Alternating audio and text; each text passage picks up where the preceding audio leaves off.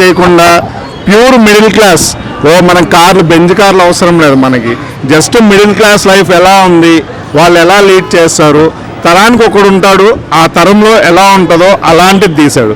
ఎవరు ఎక్స్పెక్ట్ చేసి ఫైట్లు ఎక్స్పెక్ట్ చేసి రొమాన్స్లు ఎక్స్పెక్ట్ చేసి విజయ్ దేవరకొండ అర్జున్ రెడ్డి మాత్రం పోల్చొద్దండి. ప్యూర్గా ఉంది సినిమా. Family, full family, only family.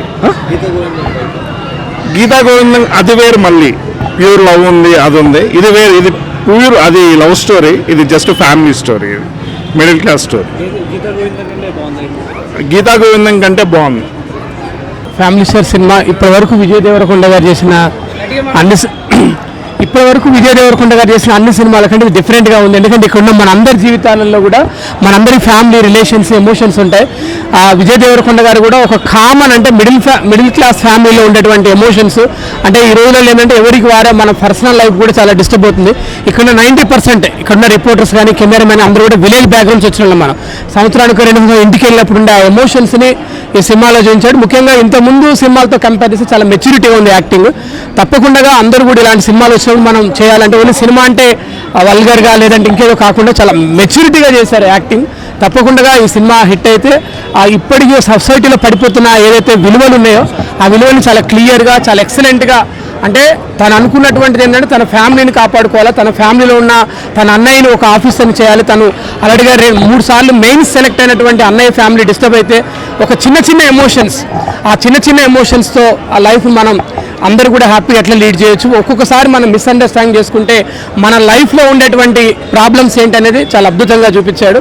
చాలా వండర్ఫుల్గా ఉంది, చాలా అద్భుతంగా ఉంది. కాబట్టి ఈ సినిమాని ప్రతి ఒక్కరు కూడా చూసి, ఎస్పెషల్లీ తెలుగు పీపుల్, మన తెలుగు వాళ్ళు ఎక్కడున్నా కూడా ఈ సినిమాని చూసి దీన్ని ముందు తీసుకెళ్ళని కూడా అందరికీ నేను రిక్వెస్ట్ చెప్పు. సాంగ్స్, ఫైట్స్ మొత్తం ఒక 4 సాంగ్స్ ఉన్నాయి.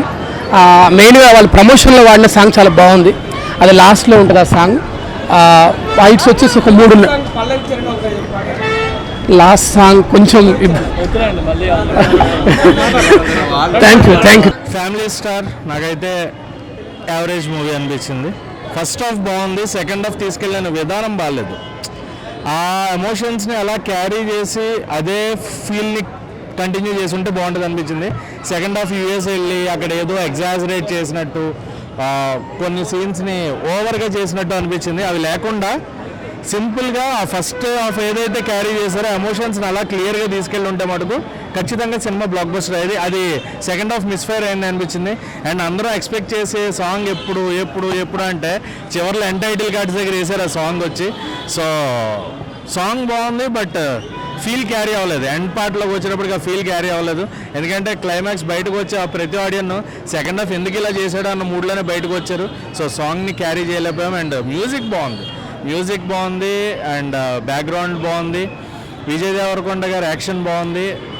మృణాల్ ఠాకూర్కి సెట్ అయ్యే క్యారెక్టర్ కాదు అనిపించింది. She was not perfect in that role. ఎందుకంటే ఐ ఒక డీసెంట్ రోల్స్లో ఒక డిఫరెంట్గా సీతారామము అంటే దానికి చూసి అలవాటు పడ్డామనా లేకపోతే ఇంకోటో తెలియదు. She's a good actress, but ఈ రోల్కి ఆమె సెట్ అవ్వలేదు అనిపించింది. కొంచెం పాష్గా ఆ way of styling and talking, స్టార్టింగ్లో తెలంగాణ స్లాంగ్లో కొన్ని డైలాగ్స్ చెప్పే విధానం అది కూడా. So she was not perfect to that role అనేది నా feeling. And everything other than that first half బాగుంది, సెకండ్ హాఫ్ కొంచెం బేర్ చేయాలి. సెకండ్ హాఫ్ కూర్చుంటే క్లైమాక్స్ మళ్ళీ బాగుంది. క్లైమాక్స్ ఎండింగ్ సీక్వెన్స్ అంతా బాగుంది. అండ్ సాంగ్ క్లైమాక్స్లో సాంగ్ వస్తుంది కాబట్టి ఆడియన్స్ బయటకు వచ్చేటప్పుడు ఆ గ్రాండ్యూర్నెస్ ఆ సాంగ్ తోటి ఫీల్ తోటి బయటకు వస్తారు అంతే. సో ఓవరాల్గా సినిమా అయితే నాకు యావరేజ్ ఫ్లిక్. అండ్ 5కి 1.75 రేటింగ్ ఇవ్వచ్చు. ఉన్నదే 3 సాంగ్స్, ఒకటి ట్రావెల్ అవుతూ ఉంటుంది, సెకండ్ హాఫ్లో కథతో పాటు ట్రావెల్ అవుతుంటుంది. ఫస్ట్ హాఫ్లో నందనందన సాంగ్ అండ్ క్లైమాక్స్లో ఈ సాంగ్. ఇంక సాంగ్స్ గురించి చెప్పడానికి ఏముంది, ఉన్న 3 పాటలు ఒకటి ట్రావెల్ అయిపోయింది, ఒకటి నందనందన అది బాగుంది. అండ్ క్లైమాక్స్ సాంగ్ అది మనకు ఆల్రెడీ ఒక్కటి సినిమా రీప్లేస్మెంట్ లాగా అనిపించింది. బట్ ఆ గ్రాండ్యూర్నెస్ ఆ సాంగ్ని తీసిన విధానం చాలా బాగుంది. ఇద్దరు డ్యాన్స్ బాగా చేశారు.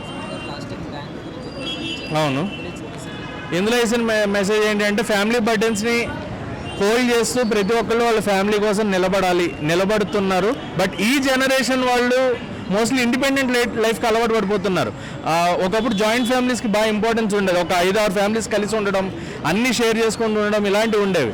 కానీ ఈ కాలంలో ఎప్పుడు పెళ్ళి అవుతుందా, ఎప్పుడు ఫ్యామిలీ ముగ్గురితో బయటకు వచ్చేద్దామా, లేదా వైఫ్తో బయటకు వచ్చేసి విడిగా ఉందామా అన్న పాయింట్లో ఉన్నారు. అలా కాదు, మనం కలిసి ఉండాలి, ఏ జనరేషన్ అయినా కూడా we should not leave our family values అనే టాపిక్ని మటుకు చాలా బాగా చూపించారు. ఫ్యామిలీ కోసం ఆ కుర్రాడు నిలబడడం, ఈ జనరేషన్లో ఒక కుర్రాడు నిలబడడం అనేది చాలా కష్టం. సో దాన్ని చాలా క్లియర్ కట్గా చూపించారు. సో ఫ్యామిలీ ఎమోషన్స్ బాగా క్యారీ అయ్యాయి. అండ్ బామ్మకి మనవడికి ఉన్న అటాచ్మెంట్ అది కూడా చాలా బాగా క్యారీ అయింది. ఆవిడని ట్రీట్ చేసే విధానం, ఇంట్లో బామ్మలు ఉంటే వాళ్ళతో ఎలా మనం సరదాగా ఉంటాము అన్న టాపిక్ని కూడా చాలా బాగా చూపించారు. Everything was fine. But second half కొంచెం అలా అమెరికా కాకుండా లోకల్గానే దాన్ని ఇంకొంచెం ఏమైనా చేస్తుంటే బాగుండేది, ఎమోషన్స్ క్యారీ చేస్తూ ఉంటే బాగుండేది అనిపించింది.